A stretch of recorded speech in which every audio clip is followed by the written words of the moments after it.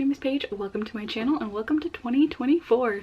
I've been so eager to get to this year. I don't know why, it just feels like a really positive one to me. And I've been doing a lot of reflecting on my past channel videos and the things I've been putting out in the past 1 year, but also the past 3 years that I've been on BookTube. And I've really been trying to decide, what do I want to do going forward with this channel? And as I've been setting up all of my goals this year and all of the things I want to do in my own personal life, I have also been extending that into my content and reading goals.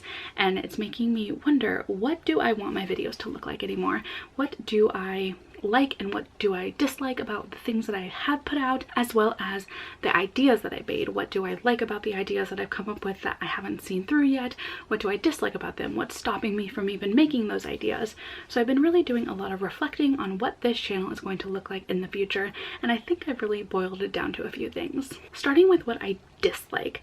I went back all the way to 2020 and I was looking at the types of videos that I was putting out at the start when I did start this YouTube channel, and I noticed that I was putting out a lot of the typical BookTube channel things, which are fun to watch. I still love watching things like tags and wrap up monthly TBRs and TBR games, as well as mid-year check-ins and quarterly stats, monthly stats, all of these things that are just so fun to watch.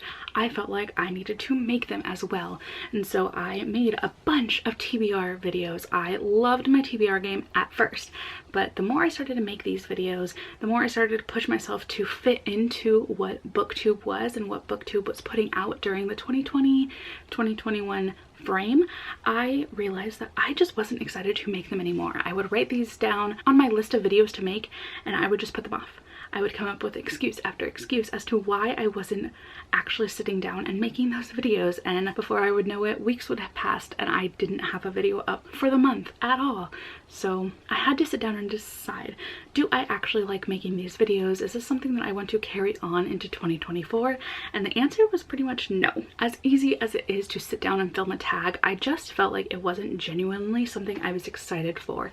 It was something that I was putting out to put out content because I wanted to make sure I had something out on a certain day. I wanted to have enough videos out in the month. I wanted to keep my views up. I wanted to keep growing and growing and growing my channel, and I just didn't like that mindset that it was putting me into, and it felt like it was taking all of the creativity out of me.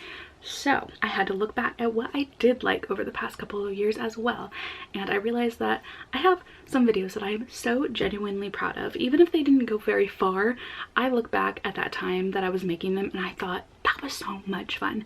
That made me so excited to read and pick up my camera and edit these videos because I liked coming up with that creative ideas. Some of these videos are like my guide to TJ Klune, reading the saddest books that I could pick from my shelves, swapping books with my mom when we went on vacation, doing reaction vlogs to The Way of Kings, ACOTAR, the 5th season, and all of the other reaction videos that I've made within my Clear My Shelves series. I love doing those videos.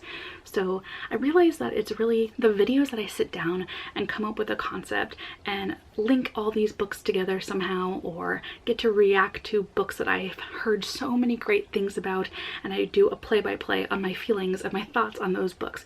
I love making that content, and even though it might not get the most views ever, I still feel like that is something that I'm proud of. I'm proud of talking about those books. And with my guide to TJ Klune, I spent days filming and editing that video so that I could give people a step-by-step to navigate TJ Klune's backlist, and I think that's something that I would like to do for other authors. I've considered doing it for Brandon Sanderson books and maybe even Emily Henry the more that she puts out books.